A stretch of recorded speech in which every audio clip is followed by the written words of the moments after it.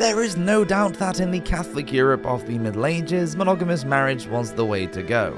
The medieval church held enormous power and control over the people, and this included their sex lives. Sex was something to be endured and was accepted within a marriage, joining one man to one woman for procreation. You married and had children, or became celibate and joined the clergy. Any other sexual acts such as masturbation, oral sex, and homosexuality were known as sodomy and made illegal, as they could not lead to conception. As far as multiple marriages went, the rules left no place for polygamy. Or did they?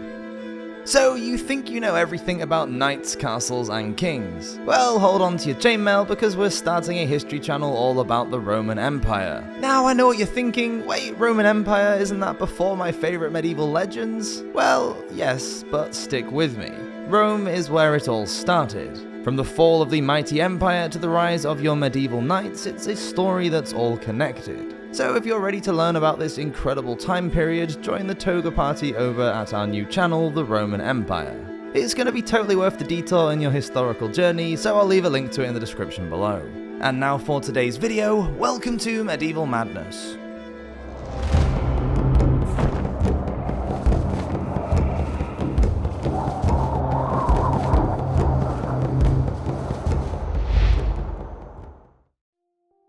Early ambiguity. According to the philosopher George Hayward Joyce, quote, "When the Christian church came into being, polygamy was still practiced by the Jews. We indeed find no references to it in the New Testament, and from this some have inferred that it must have fallen into disuse, and that at the time of our Lord the Jewish people had become monogamous. But the conclusion appears to be unwarranted. Josephus, the 1st century Jewish Roman historian, speaks of polygamy as a recognized institution, and Justin Martyr, an early Christian apologist and philosopher, makes it a matter of reproach to Trypho that the Jewish teachers permitted a man to have several wives." Trypho, another early Christian philosopher who was around in the 2nd century, went on to document Martyr's attempts to show that Christianity was the new law for all men, and to use the scriptures to prove that Jesus was the Messiah. Joyce added that, quote, "Indeed, when in 212 AD the constitution of Antonius gave the rights of Roman citizenship to great numbers of Jews, it was found necessary to tolerate polygamy among them, even though it was against Roman law for a citizen to have more than one wife. In 285 AD, a constitution of Diocletian and Maximin, joint emperors in the East, banned polygamy to all subjects of the empire without exception. But with the Jews at least, the enactment failed of its effect, and in 393 AD, a special law was issued by Emperor Theodosius to compel the Jews to relinquish this national custom. Even so, they were not induced to conform." Tertullian was another early Christian apologist, meaning that he was someone who defended Christianity, and author from Carthage in the Roman province of Africa. He was around at the end of the 2nd and beginning of the 3rd centuries, and is known as the father of Latin Christianity, as he was the first theologian to produce Christian literature in Latin. He noted that for Christians, marriage was lawful, but polygamy was not.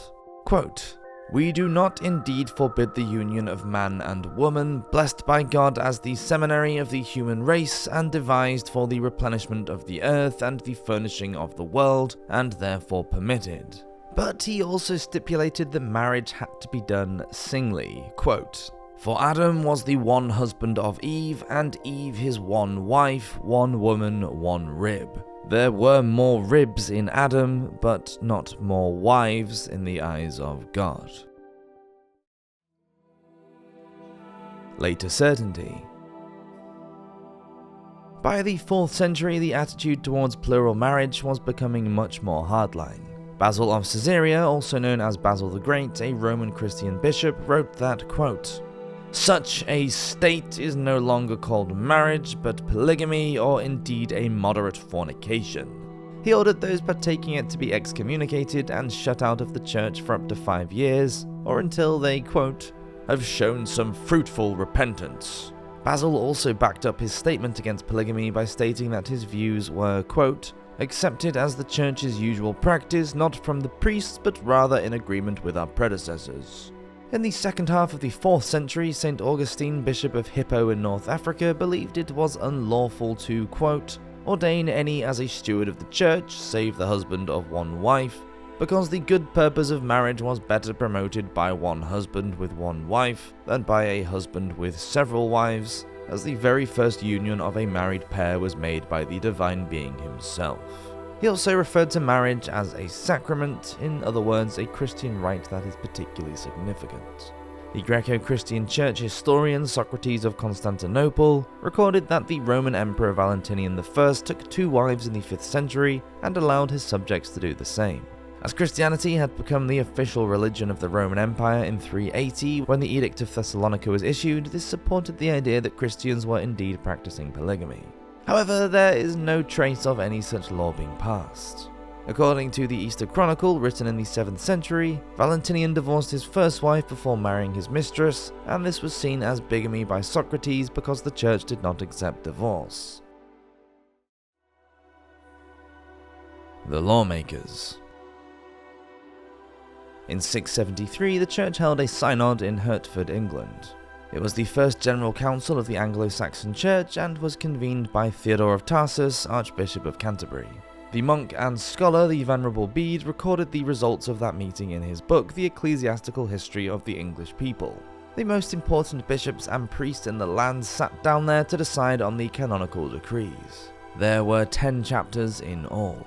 The final chapter discusses the rules of marriage and states that, quote, "Nothing be allowed but lawful wedlock. Let none be guilty of incest, and let none leave his wife except for fornication, as the Holy Gospel teaches.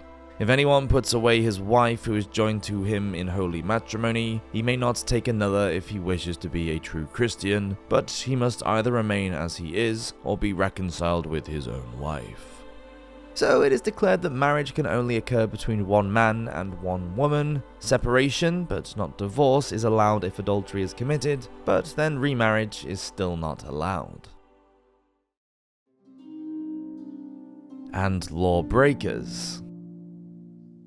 In the Viking Age, which began around the year 800 AD and lasted for 2.5 centuries, the pagan Viking men would often kidnap women from the foreign lands that they pillaged for either marriage or concubinage, a couple living together but not married. The Annals of Ulster state that in 821, the Vikings plundered Howth on the outskirts of Dublin, Ireland, and carried off a great number of women into captivity. Viking men could have more than one wife, as well as concubines. Obtaining multiple wives through kidnapping was also carried out in Christian cultures. It was Clovis, the first king of the Franks, who compiled the Salic law around 500 AD. This civil law code remained the foundation of Frankish law throughout the early Middle Ages and shaped future European legal systems.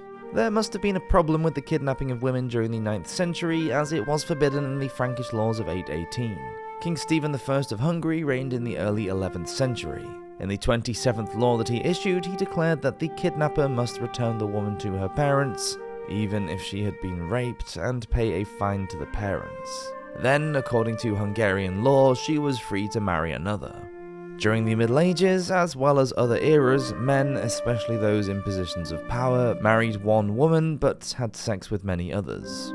A concubine was more like a secondary wife, only lower in status, whereas a mistress only had an extramarital sexual relationship with a married man. Some families approved of and encouraged the relationship between a woman and a man of higher status, especially if they were at court, as it provided the woman with economic security and the family with prestige. In the 11th century, the Roman Council suspended any layman who had a wife and a concubine at the same time from taking Holy Communion. The Carolingian king, Lothair II of Lotharingia, was forbidden from divorcing his barren wife Thutberga and marrying his concubine Waldrada by Pope Nicholas the Great. The Bishop of Lotharingia, the northern parts of Middle Francia, met, along with the Archbishop of Coln and Trier, and annulled Lothair's marriage to Thutberga, but the Pope rejected their decision and made him take his wife back. In Scandinavia, the 12th century Norwegian bishop Ulstein Eriksson declared that concubines, or fril as they were known, were banned from receiving the sacraments unless they married. Men were also forced to promise marriage to any woman who they had sex with outside of matrimony. Later, in the following century in 1280, King Erik Magnusson changed the law so that men were exempt from the promise of marriage to their concubine, but they had to go to confession and do penance instead. In 1305, King Haakon V Magnusson passed a law that made it illegal for any couples to cohabit unless they were married. He declared that only married women could dress as they pleased, and restrictions were put on the dress of concubines. Outside of Christendom, concubinage was very popular all over East Asia. In China, successful men often had concubines up until 1949, when the Chinese Communist Party came to power and forbade the practice. In Korea, during the Joseon period, which lasted for 505 years from 1392, monarchs had a harem of concubines of differing ranks. The perks of being a mother.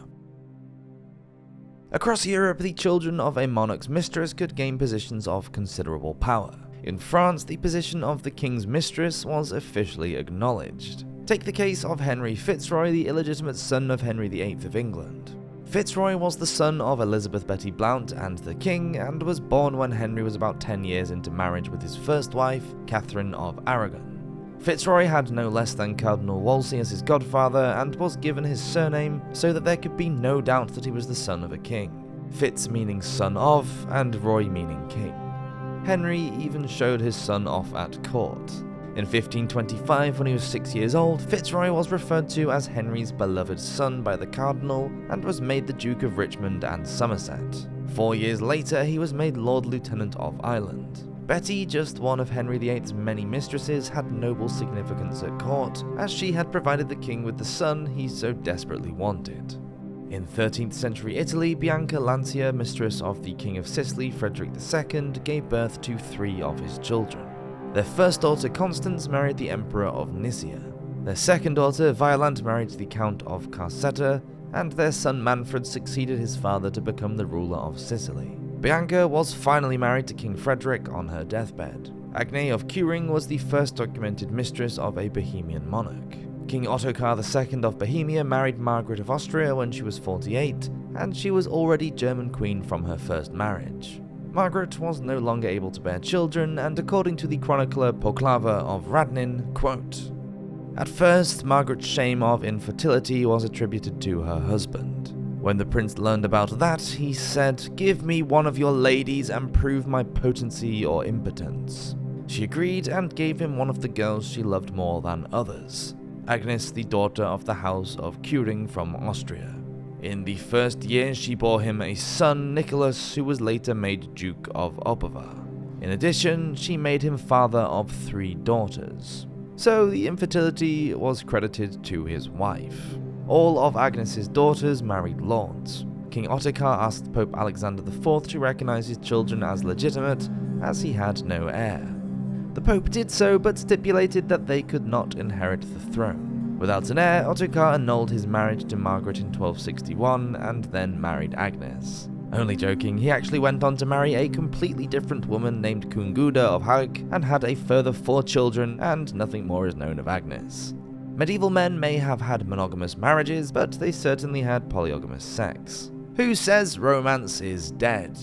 Thank you so much for watching this episode of Medieval Madness. Please do subscribe if you're enjoying these videos, as we do release a new one every Friday. Until next time, I hope everyone has an amazing week. Cheers!